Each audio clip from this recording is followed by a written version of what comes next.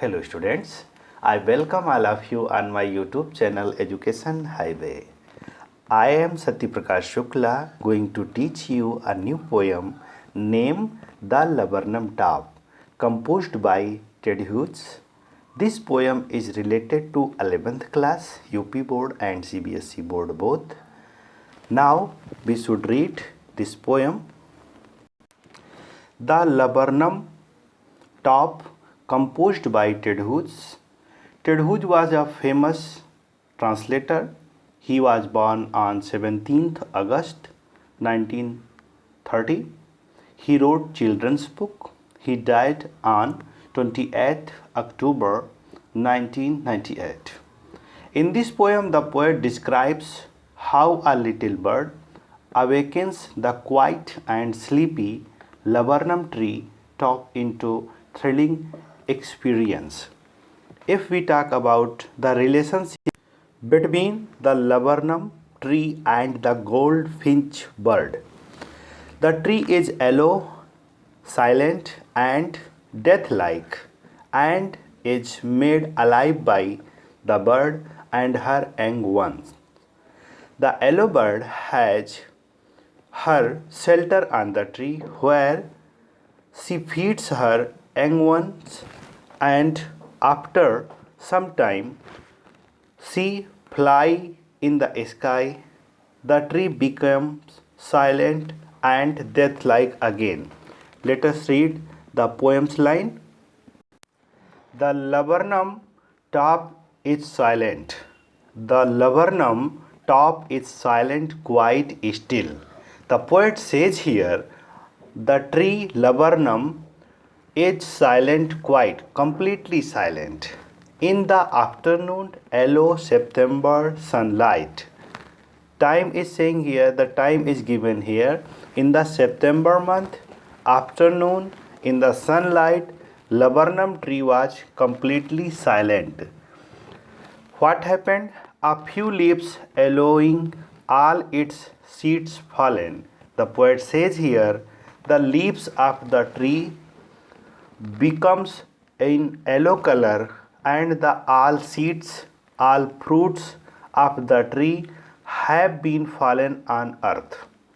Means the autumn season is running and the tree laburnum is about to like going to die. But what happened after this condition? Till goldfinch comes with twitching chirrup. Poet says here, till goldfinch birds come on the tree, that situation happened with the tree. जब तक goldfinch bird उस पर नहीं आता है, तब तक अमलतास का पेड़ ऐसा लगता है कि जैसे वो मर रहा है, उसकी पत्तियां पीली हो गई हैं, उसके फल सब ज़मीन पे गिर गए हैं, वो साइलेंट है, सितंबर का महीना है, सनलाइट है, दोपहर के बाद का दृश्य है जो बड़ा ही गंभीर है। लेकिन जैसे ही गोल्डफिंच बर्ड उस पे आती है, गोल्डफिंच पीले रंग का पंछी होता है, जैसे ही उस पे आती है, कैसे आती है? विथ आ ट्विचिंग चिरप, फड़फड़ाते हुए और चिरपिंग करते हुए जैसे वो आती है, आप तुरंत ही क्या होता है? A suddenness a instalment at a branch end, वो उसका आना सडनली होता है। Goldfinch bird comes at the tree suddenly and instalment at a branch end, वो आती है, चौकन्ना कर देती है, और कहाँ पर बैठती है? ब्रांच एंड, किसी डाल के आखिरी छोर पर वो जाकर के बैठ जाती है। और जैसे बैठती है, अमलतास के पेड़ में जान आ जाती है, वो सजीव हो जाता है, जो कि वो निर्जीव हो रहा होता है। फिर यहाँ पर कवि टेड ह्यूज जो गोल्डफिंच बर्ड है उसके बारे में बताता है, वो कैसे है। Then sleek as a lizard and alert and abrupt. Goldfinch bird का यहाँ पर बताया है स्वभाव कैसा है, छिपकली के समान चिकनी, स्लीक एज अ लिजार्ड, छिपकली के समान चिकनी एज अ लिजार्ड, इसमें सिमली फिगर ऑफ स्पीच है क्योंकि यहाँ पर उसकी चिकनाई, उसकी स्मूथनेस की कंपैरिजन जो है वो लिजार्ड से की गई है। गोल्ड फिंच बर्ड की चिकनाई का कंपैरिजन लिजार्ड के चिकनाई से किया गया है। Sleek as a lizard, simile figure of speech is here. And alert and abrupt, और वो कैसे है, चौकन्नी है, और कैसे है, फुर्ती है, सघनता है उसमें। इन चीज़ों के साथ वो लबरनम ट्री पर आती है और उसकी एक शाखा पे बैठ जाती है।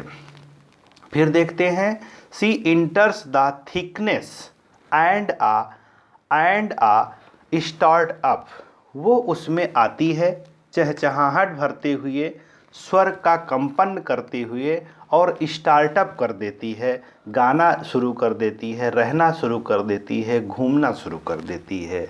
Chitterling and a tremor of wings, अपने पंखों को फड़फड़ाना, ट्रेमर करना शुरू कर देती है, पंखों को अपने फड़फड़ाना शुरू कर देती है, कंपन उत्पन्न करती है।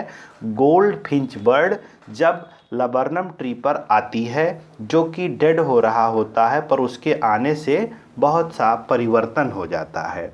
आगे देखते हैं हम, फड़फड़ाती है और फिर कभी कहता है thrillings the whole tree trembles and thrills by the activities of goldfinch bird, the laburnum tree becomes alive and feels thrilling in its all from bottom to top in the body.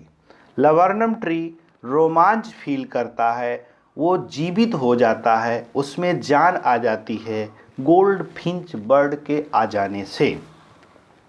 फिर अगले stanza है, it is the engine of her family, the goldfinch bird is like an engine of the family of laburnum trees, laburnum tree जो है उसका वो engine है, gold Finch bird जो है एक इंजन की तरह है और उसके आने से उसमें जान आ जाती है। यहाँ पर आप देख सकते हैं मेटाफर फिगर ऑफ स्पीच है, रूपक अलंकार है।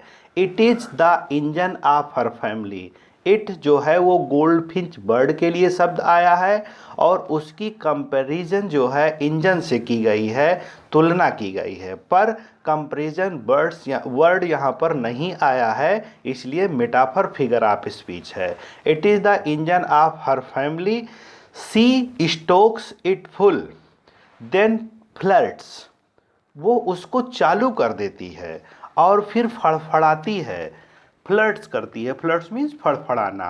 Out to a branch end showing her bare face identity mask, वो ब्रांच के एंड पे जाकर के गोल्ड फिंच बर्ड फड़फड़ाती है और दिखाती है, शोइंग करती है, हर बेयर फेस आइडेंटिटी मास्क, अपने चेहरे को फड़फड़ा करके वो दिखाती है, जो उसका धारीदार मुखौटा होता है, जो उसकी पहचान है, वो दिखाई देता है। देन फिर आगे स्टेंजा हम देखते हैं, then with airy delicate whistle, chirrup, whispering, she launches away toward the infinite। इसके बाद क्या होता है, गोल्ड फिंच बर्ड वहाँ पे चिरप करती है, गाना गाती है, चिरपिंग करती है, विसल करती है, विस्परिंग करती है अर्थात फुसफुसाती है, और अपने कोमल स्वर में, डेलिकेट कोमल होता है, then with airy delicate whistle chirrup whispering, ये कर करके वो वहाँ पर अपना टाइम बिताती है। She launch away towards the infinite, और इसके बाद वो उड़ जाती है, चली जाती है इनफाइनाइट, आगे की तरफ, दूर की तरफ वो चली जाती है। एंड द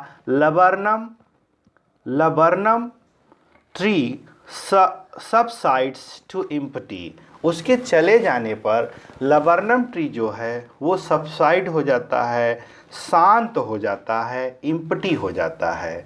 आप ऐसे समझ सकते हैं कि जैसे कोई किसी का इंतज़ार कर रहा हो, जैसे आपके ग्रैंडफादर, ग्रैंडमदर, मम्मी पापा आपका इंतज़ार कर रहे हों और आप कहीं बाहर रहते हों, बहुत दिनों के बाद आप आ जाएं तो उनमें जो निराशा है, जो आपके लिए चाह है, उसके कारण उनमें पुनः आपके आने से जान आ जाएगी। तो उसी तरह से लबरनम ट्री जो है वो गोल्ड फिंच बर्ड्स का इंतज़ार करता है और उसमें जान आ जाती है जब वो आ जाता है। या इसमें एक फ़िलासफ़ी और है, आप ये देख सकते हैं कि हम इस संसार में पैदा होते हैं, हम में जान आती है, हम अपना जीवन जीते हैं और फिर इस संसार को छोड़ के चले जाते हैं। ये संसार पुनः अपने उसी रूप में आ जाता है जैसे हमारे ना रहने पे था। इसमें फ़िलासफ़ी भरी हुई है, इस पोएम में फुला फ़िलासफ़ी है। कवि कहता है कि ये संसार ही लबरनम ट्री की तरह है जिसमें हर व्यक्ति आकर के अपना जीवन जीता है और वो इसको छोड़ के चला जाता है, फिर ये संसार लबरनम ट्री की तरह ही रहता है। इस पोएम में कवि ने बहुत ही अच्छे ढंग से लबरनम ट्री और गोल्डफिंच बर्ड के माध्यम से हमको संसार और संसार में रहने वालों के बीच में रिलेशनशिप को बताया है और इसके बाद क्या होता है उसको बताया है। अगर हम इस कविता में लिटरेरी डिवाइसेस की बात करते हैं तो हमने आपको एलिट्रेशन बताया। इसमें एलिट्रेशन क्यों है? जो कॉन्सोनेंट साउंड्स हैं वो रिपीट हो रहे हैं, कंटिन्यू रिपीट हो रहे हैं। तो जहाँ पे कॉन्सोनेंट साउंड्स रिपीट होता है वहाँ पे एलिट्रेशन फिगर ऑफ स्पीच होती है। जैसे पोएट ने फर्स्ट स्टेंजा में ही लिखा सितंबर सनलाइट ट्री ट्रेम्बल्स, तो यहाँ पे साउंड जो है वो रिपीट हो रहा है। सिमली मैंने आपको बताया किस लाइन में है, मेटाफर भी बताया, पर्सनिफिकेशन फिगर ऑफ स्पीच भी है। The whole tree trembles and thrills, पूरा ट्री जो है वो ट्रेम्बल करता है, थ्रिल करता है। तो पर्सनिफिकेशन फिगर ऑफ स्पीच इस लाइन में क्यों है? जब किसी निर्जीव चीज़ को सजीव मान लिया जाता है, when any lifeless thing is considered alive, then their figure of speech personification figure of speech।